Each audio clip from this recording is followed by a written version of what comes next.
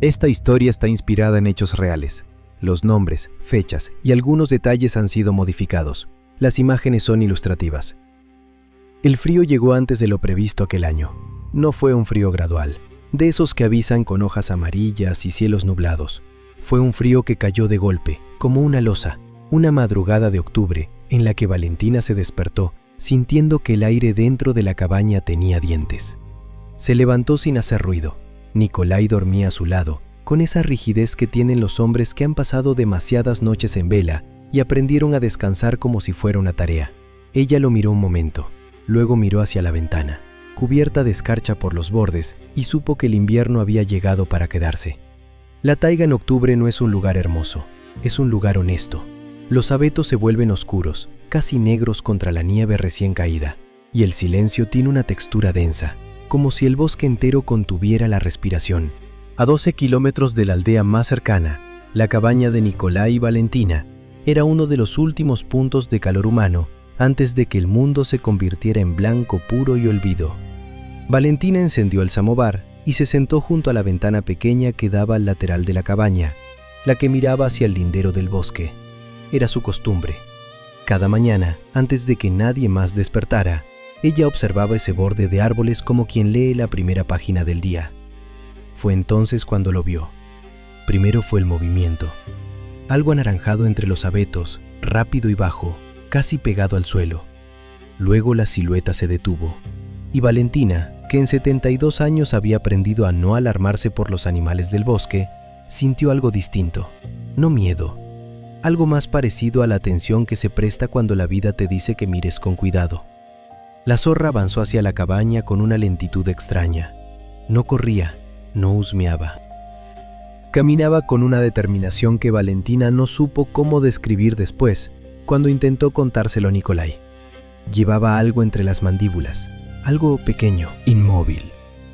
Valentina no se movió del sitio. Observó cómo el animal se acercaba hasta el escalón de madera que había frente a la puerta lateral, el que usaban para sacudir las botas antes de entrar. La zorra bajó la cabeza con cuidado, casi con delicadeza, y depositó lo que llevaba sobre la madera. Luego se quedó quieta. No huyó, no gruñó. Solo miró hacia la ventana durante unos segundos, con esos ojos ambarinos que parecen contener preguntas que los humanos ya no saben hacerse. Y después desapareció entre los árboles, tan silenciosa como había llegado. Valentina tardó varios minutos en levantarse. Se puso las botas con calma, se echó el chal sobre los hombros y abrió la puerta lateral. El frío entró como un golpe seco. Bajó el escalón y miró hacia abajo. Era una cría de zorra, pequeña, con el pelaje todavía mezclado de gris y naranja, como si su color de adulta no hubiera terminado de decidirse. Estaba muerta. No había heridas visibles, ninguna señal de violencia. Parecía dormida, con las patas recogidas y el hocico apoyado sobre la madera, como si hubiera elegido ese lugar para descansar. Valentina se agachó despacio. La observó durante un momento largo. Luego extendió la mano y la tocó con la punta de los dedos. Fría. Llevaba horas muerta. No lloró, no era su manera, pero se quedó en cuclillas junto a la cría, con el viento cortándole las mejillas, sintiendo algo que no tenía nombre claro. La zorra había traído a su muerto hasta aquí, hasta los pies de una vieja que vivía sola con su marido en medio de la nieve, y lo había dejado y se había ido. ¿Por qué? Esa pregunta se instaló en Valentina como se instalan las cosas importantes, sin ruido, sin prisa, pero ocupando todo el espacio. Se incorporó cuando escuchó la voz de Nicolai desde dentro. «Valentina, ¿qué haces ahí fuera?» Ella no respondió de inmediato. Miró una vez más hacia el lindero del bosque, donde los abetos negros guardaban su silencio de siempre. Luego giró la cabeza hacia la puerta entreabierta. «Ven», dijo, «necesito que veas algo». Nicolai tardó en salir. Valentina lo escuchó moverse dentro, el crujido familiar de las tablas del suelo, el golpe sordo de las botas al calzárselas. Cuando apareció en el umbral, con el abrigo echado sobre los hombros y el pelo todavía revuelto del sueño, la miró a ella primero. Solo después bajó los ojos hacia el escalón. Se quedó en silencio durante un momento que pareció más largo de lo que fue. Luego bajó el escalón, Se agachó junto a la cría y la observó con esa concentración que tenía cuando necesitaba entender algo antes de hablar. Sus manos, grandes y ásperas, permanecieron quietas sobre las rodillas. No tocó al animal. ¿Cuándo?, preguntó. Hace un rato, respondió Valentina. La vi llegar desde la ventana. La trajo ella. La dejó aquí y se fue. Nikolai no dijo nada. Siguió mirando a la cría con ese gesto suyo de fruncir levemente el ceño, como si el mundo le presentara un problema que debía resolver antes de permitirse sentir algo al respecto. No tiene marcas, dijo al fin. No, confirmó Valentina. Volvieron a quedarse en silencio. El viento movía las copas de los abetos con un sonido bajo y continuo, casi como una respiración. El cielo seguía gris, del gris uniforme y pesado de los días sin sol en la taiga, ese gris que no promete nada ni hacia arriba ni hacia abajo. Nikolai se incorporó despacio. Tenía 76 años y las rodillas se lo recordaban cada mañana, pero no hacía gestos de dolor, nunca los hacía.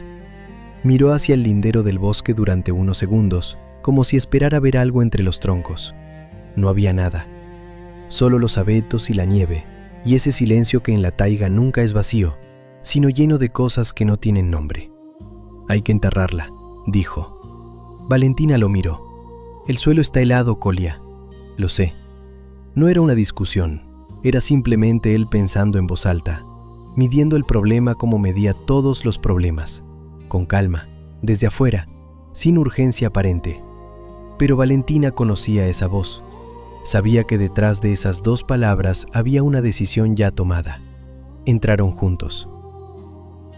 Valentina preparó el té mientras Nikolai se sentaba a la mesa y miraba sus manos. Era un gesto que ella le conocía desde hacía décadas. Ese momento en que él se quedaba inmóvil con las palmas hacia abajo sobre la madera, como si estuviera leyendo algo en las venas y las cicatrices de su propia piel. Mi padre enterró un perro así una vez, dijo él sin levantar la vista. En enero. Tardó 2 días en abrir el suelo lo suficiente.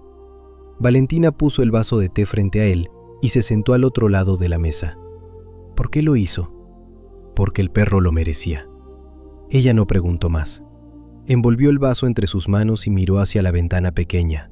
Afuera, la cría seguía en el escalón. Desde aquí no se veía, pero Valentina sabía que estaba ahí. Y sabía también que Nikolai la había cubierto mentalmente con algo, que ya estaba re. El día siguió distinto, como si algo en la cabaña se hubiera desplazado del lugar. La cría seguía fuera, invisible desde la cocina, pero presente en cada gesto. Después del desayuno, Masha se pegó a la ventana, mirando hacia el escalón. ¿La zorra va a volver?, preguntó. Valentina lavaba los platos. Tal vez, dijo. A veces los animales regresan donde dejaron algo importante. Masha se giró. La palabra quedó en el aire. Nikolai, junto a la estufa, afilaba su cuchillo. Levantó la vista. La nieve fue espesándose. El bosque y el escalón se borraron en un mismo blanco. Valentina, cada vez que pasaba junto a la ventana lateral, buscaba con la mirada el lugar de la cría, ya medio cubierta. A la hora de la comida, Masha dejó de masticar. No la podemos dejar ahí. No la vamos a dejar, dijo Nikolai. Solo estamos esperando a que tu abuelo decida cómo hacerlo bien, respondió Valentina. La niña miró a su abuelo con seriedad. Él se levantó, se abrigó y tomó el gorro. Voy a ver si el suelo cede cerca del cobertizo. No quiero cavar donde corre el agua en primavera. Valentina estuvo a punto de detenerlo, pero calló. Masha lo siguió hasta la puerta.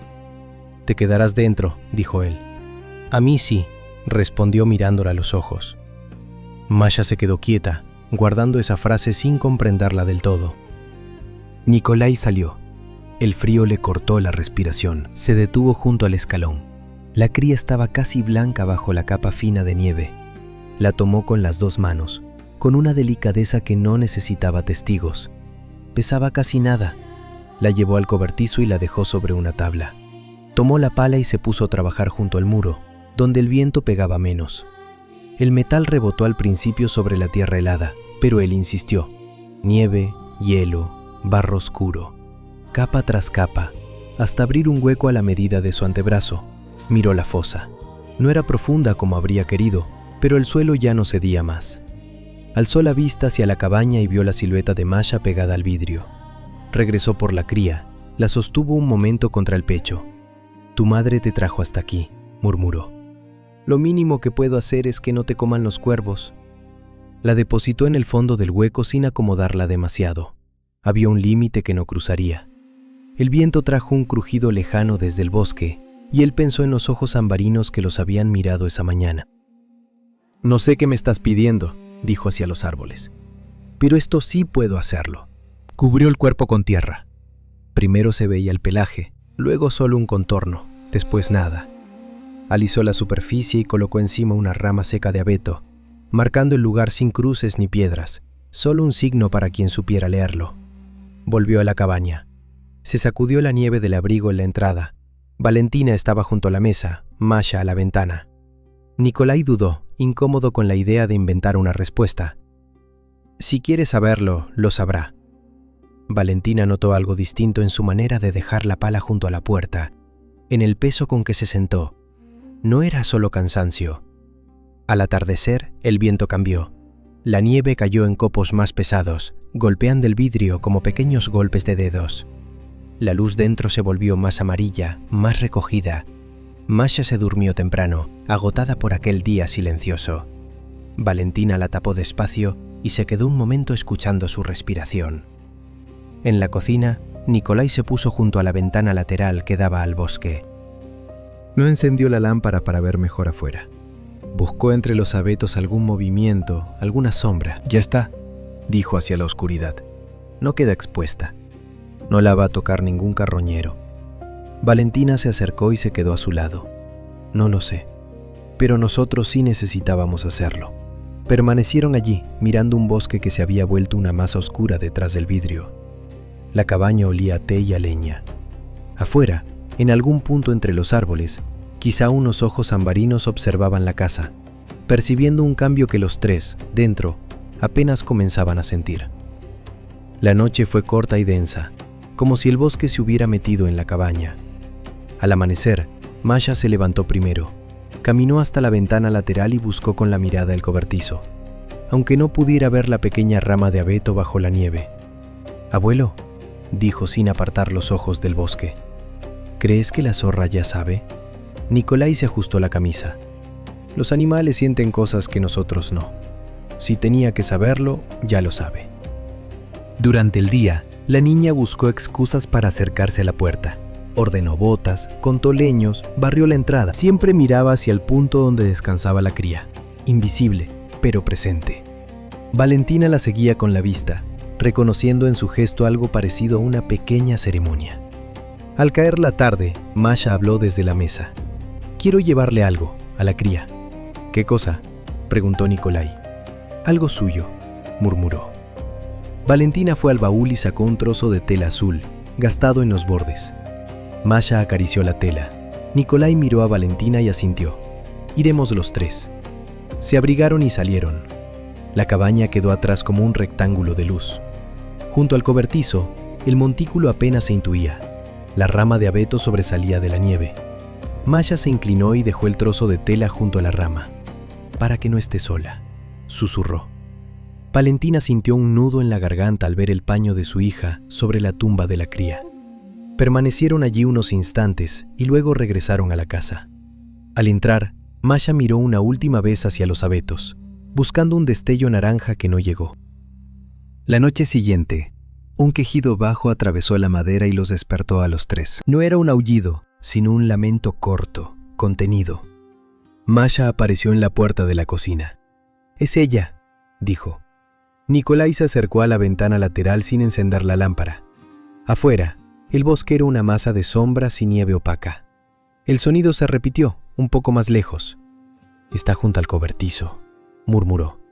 «¿Está sobre la cría?», preguntó Masha pegada a su brazo. Valentina se quedó atrás, inmóvil. El quejido volvió una vez más y se apagó. Solo quedaron el viento y el crujido de la nieve al caer de las ramas. Se quedaron los tres junto a la ventana, hasta que el frío del vidrio les atravesó las mangas. A la mañana siguiente, cuando el sol apenas se adivinaba tras las nubes, Nikolai salió primero. Caminó hasta el cobertizo. El trozo de tela azul seguía allí, húmedo y rígido. La rama de abeto estaba ligeramente inclinada, como tocada por algo que evitó romperla. Alrededor del montículo, la nieve mostraba un collar de huellas, patas finas de una zorra adulta rodeando el punto, acercándose, alejándose, sin rastro de rasguños ni violencia. Solo un círculo insistente. Se agachó y pasó la mano enguantada sobre una de las marcas. Estaba fresca. Valentina llegó detrás de él. Él señaló las huellas. Masha se acercó con cuidado. La movió un poco, nada más. La niña recogió el paño azul con delicadeza. «Entonces sabe», dijo casi en un hilo de voz. De vuelta en la cabaña, el día transcurrió sin sobresaltos, pero el bosque parecía más cerca. Cada crujido entre los abetos sonaba cargado de significado. Por la tarde, mientras pelaba patatas, Masha habló. Él dejó el cuchillo. Pensó antes de responder. «¿Como la zorra?», preguntó ella. Nikolai vio, en un solo recuerdo, la rama inclinada, las huellas alrededor de la tumba, el quejido en la oscuridad. Puede ser. Valentina cosía en silencio, escuchando. Sentía que algo se acomodaba entre los tres, como si aquella cría enterrada hubiera abierto un sitio nuevo dentro de la familia. Al llegar la noche, nadie propuso acostarse temprano. Se quedaron en la cocina, con la lámpara baja, escuchando el bosque sin declararlo. El lamento no volvió, pero a ratos se oían pasos suaves entre la nieve. La presencia de la zorra se volvió una certeza silenciosa, parte del mapa de la casa. Pozo, cobertizo, abetos, tumba pequeña, ojos que observan desde la línea negra del bosque. Masha terminó durmiéndose sobre la mesa. Nikolai la cargó con cuidado hasta la cama. Valentina apagó la lámpara. Antes de irse al cuarto, él regresó a la ventana lateral. Miró hacia el cobertizo, a pesar de que la oscuridad lo borraba todo. «Ya sabes dónde está», dijo en voz baja, sin saber a quién se dirigía exactamente. Luego se alejó. La casa quedó envuelta en un silencio lleno, mientras afuera el bosque seguía respirando alrededor de la pequeña tumba, marcada con una rama y un trozo de tela azul. El invierno siguió asentándose sobre la taiga como una mano pesada. Los días se volvieron iguales, cielo gris, nieve crujiendo, humo recto desde la chimenea. Pero dentro de la cabaña todo había cambiado desde la cría y la noche del quejido. Masha empezó a hablar de antes de que la zorra viniera y después de que la zorra supiera, marcando el tiempo con aquella visita. Una tarde, frente a Valentina, jugaba con la tela azul entre los dedos. Valentina pensó en la zorra cruzando la nieve con la cría muerta. Tal vez necesitaba ayuda, dijo. Incluso en el bosque hay cosas que uno no puede hacer solo. Enseña también a saber cuándo no te bastas contigo misma, respondió Valentina. Los días siguientes no trajeron más quejidos, pero sí una compañía constante en la frontera del bosque. A veces, al atardecer, Masha creía ver un destello naranja entre los abetos. No lo decía. Se quedaba un poco más junto a la ventana lateral, con el corazón acelerado. Nikolai también miraba más a menudo hacia el cobertizo cuando salía. No buscaba solo al animal, buscaba la confirmación silenciosa de que lo que había hecho con la cría tenía sentido para alguien más que para él. Una mañana de cielo bajo, mientras arreglaba una cuerda, sintió la mirada de Masha. «Cuando yo muera, ¿vas a saber qué hacer?», preguntó ella con naturalidad. Él dejó la cuerda. «Tu trabajo ahora lo es morirte», dijo tranquilo. «Es crecer». Él levantó la mano, cortando la frase. Masha entendió que en ese ella había más muertos que la cría. No insistió. La vida siguió con leña, ropa que remendar, sopa al fuego, pero cada gesto llevaba la sombra de la zorra y de lo que había ocurrido junto al cobertizo. Una visita desde la aldea rompió un día la rutina. Un vecino entró con sal y se llevó carne ahumada. Comentó la nieve y las enfermedades. Miró a Masha jugueteando con la tela azul. Nikolai salió a por más leña y al pasar junto al cobertizo, sintió otra vez esa presencia suave en el límite del bosque. No vio nada, pero supo que no estaban solos. Esa noche, cuando la cabaña volvió a su silencio, Masha tomó la tela azul y la dejó doblada sobre la repisa, junto a la ventana lateral. «Aquí», dijo, «para que ella la vea, si se acerca». El paño quedó frente a la línea negra de los árboles como un pequeño faro de tela. El invierno avanzó. La nieve del montículo se compactó. Las huellas alrededor aparecían solo algunas mañanas, después de noches en que el viento cambiaba. Una madrugada, Nikolai se despertó sin razón clara. Se levantó, se calzó las botas y fue a la ventana lateral. Afuera, el bosque era una masa oscura, cortada por el claro del cobertizo. Se quedó allí hasta que la penumbra aclaró un poco. Entonces la vio. La zorra estaba sentada junto al montículo, de lado, mirando hacia la cabaña. Entre sus patas delanteras había algo oscuro sobre la nieve. Tardó unos segundos en reconocerlo. Un cuervo joven, muerto, con las alas recogidas. No parecía comida. Estaba colocado, presentado. Durante un instante, los ojos viejos de Nikolai y los ojos ambarinos del animal se encontraron a distancia, separados por vidrio y nieve. Él levantó la mano despacio y la apoyó sobre el cristal. La zorra inclinó la cabeza apenas, como si reconociera el gesto. Luego tomó al cuervo por las alas y lo dejó junto a la rama de abeto que marcaba la tumba de la cría. Permaneció un momento más y se perdió entre los abetos. Nikolai se quedó quieto, con la mano en el vidrio, hasta oír los pasos de Masha. «¿Está ahí?», susurró ella. «Estaba», respondió él. La niña se subió a una silla y miró fuera. Él buscó las palabras. Tal vez es su manera de decir que entiende, o de dar las gracias. Valentina se acercó, ajustándose el chal. Cuando el sol blanqueó un poco el cielo, salieron los tres hasta el cobertizo. El cuervo yacía rígido, un ala medio abierta. Negro, nieve blanca, verde apagado de la rama. El lugar parecía un pequeño altar. Abrió con las manos un hueco junto al montículo de la cría y colocó allí al cuervo. Masha dejó la tela azul doblada sobre la nieve. «Ahora sí que no está sola», murmuró. Al volver a la cabaña, el aire pareció diferente, más lleno, como si algo hubiera encajado en su sitio. Ese invierno ya no trajo visitas tan claras de la zorra. Algunas mañanas, huellas nuevas aparecían cerca del cobertizo o del pozo. Masha aprendió a reconocerlas. Valentina, al verlas, murmuraba por dentro una frase sin palabras, mitad rezo, mitad agradecimiento.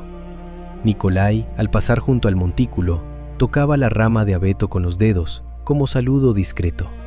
El tiempo convirtió la historia en relato. Años después, lejos de la taiga, Masha diría: «Una zorra dejó a su cría muerta a los pies de mi abuela, y lo que hizo mi abuelo ese invierno me enseñó más sobre el dolor y la responsabilidad que cualquier libro». Algunos la creerían, otros no. Para ella, lo importante no eran la nieve, ni el frío, ni los ojos ambarinos, sino un viejo cavando tierra helada y negándose a dejar sola a una cría que no era suya. Los inviernos siguieron llegando y marchándose. La cabaña envejeció, los abetos crecieron. La rama sobre la tumba fue cambiando por otras nuevas. Bajo capas de nieve quedaron para siempre la cría de zorra, el cuervo y el pequeño trozo de tela azul. Y alrededor de ese montículo perdido en el bosque siguieron respirando, silenciosos, los ecos de un gesto compartido entre un animal salvaje y un abuelo que, cuando la muerte llamó a su puerta en forma de cría ajena, eligió lo más difícil: mirarla de frente y ofrecerle un lugar. Años después de aquel invierno, la taiga siguió cumpliendo su ciclo, indiferente y exacta. Los nombres de los inviernos se confundieron. Las nevadas se mezclaron en la memoria. Pero para Masha hubo uno que nunca se diluyó: el invierno de la zorra. Creció escuchando otros relatos de la taiga, historias de lobos que seguían a los trineos, de hombres perdidos en tormentas, de casas que crujían hasta romperse bajo el peso del hielo. Sin embargo, cada vez que alguien mencionaba la palabra invierno con un tono de amenaza o de respeto, ella pensaba primero en una cría anaranjada sobre un escalón de madera, en una rama de abeto clavada en la nieve y en un cuervo negro ofrecido como un regalo incomprensible. No se quedó para siempre en la cabaña. La vida, con su mezcla de necesidad y deseo, la empujó hacia la ciudad cuando tuvo edad para estudiar. Allí descubrió luces que no venían del fuego, calles sin huellas de animales, gente que podía pasar años y mirar un bosque a los ojos. Llevaba la taiga en el acento y en el modo de observar en silencio antes de hablar. También la llevaba colgada al cuello, en forma de una pequeña cinta azul deshilachada que había cortado de aquel trozo de tela.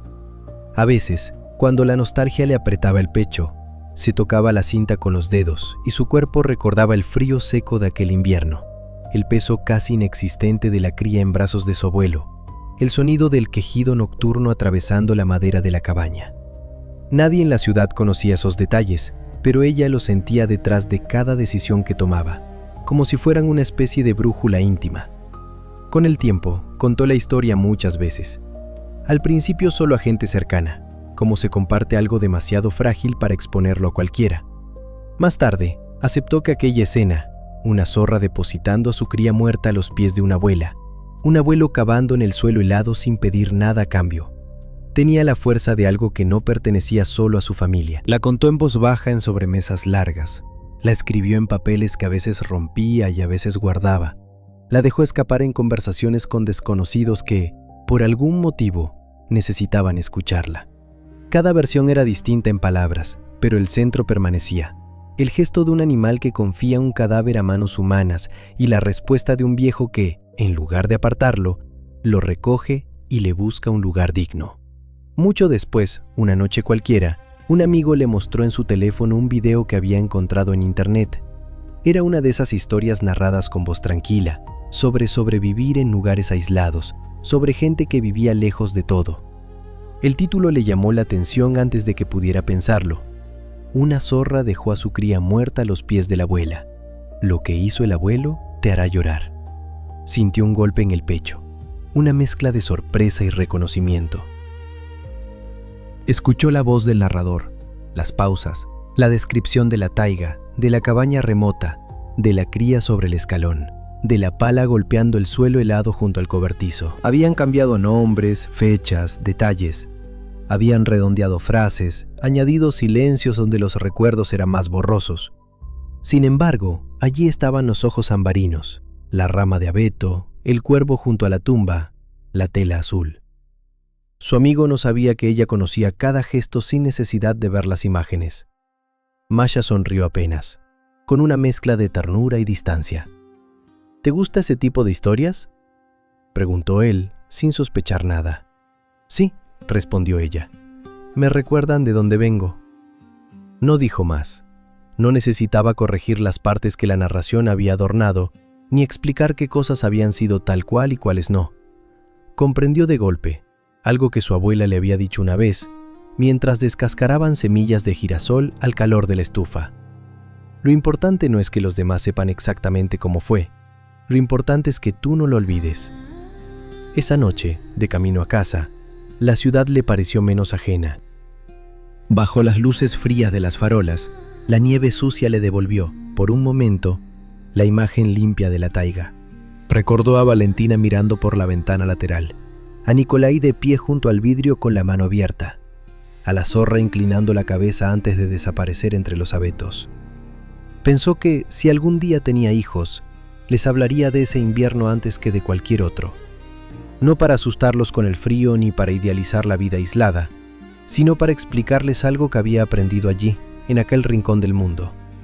Que el dolor, propio o ajeno, no siempre se puede entender, pero siempre se puede acompañar. Que a veces la única respuesta digna frente a la muerte, la de un animal o la de una persona, es la decisión silenciosa de no mirar hacia otro lado. Mientras subía las escaleras hasta su piso, sintió de nuevo el roce de la cinta azul en el cuello. Se la llevó a los labios un instante, como si besara un recuerdo.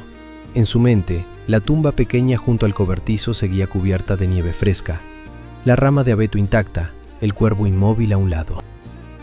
No quiso imaginar cómo estaría ahora aquel lugar. Prefirió conservarlo tal como lo había grabado a los 8 años, cuando todo era más grande, más frío y más definitivo. Muy lejos de allí, la taiga continuaba su rutina sin nombres ni fechas. La cabaña de madera resistía otro invierno, o quizá ya no. Los abetos seguían alineados como centinelas. Animales nuevos cruzaban los mismos claros donde otros habían caído. Tal vez la rama de abeto se había podrido del todo y nadie la había sustituido. Tal vez la nieve, la lluvia y el tiempo habían borrado cualquier señal clara del montículo. No importaba. Bajo esa tierra dura, mezclados para siempre, seguirían un pequeño cuerpo de zorra, el de un cuervo, y fibras deshechas de tela azul. Y aunque ningún caminante casual pudiera adivinarlo, en torno a ese punto concreto del bosque, continuaría flotando algo que no entiende de idiomas ni de fechas: la memoria de un pacto silencioso entre una familia y un animal salvaje. En su casa de ciudad, Masha apagó la luz y se quedó un momento a oscuras, escuchando el ruido lejano de los coches. Casi por costumbre, buscó con la mirada un borde, una línea de árboles que no estaba allí. Entonces cerró los ojos y la vio: la línea negra del bosque, la cabaña mínima, el cobertizo, la tumba minúscula con su rama, los ojos ambarinos brillando un instante en la noche.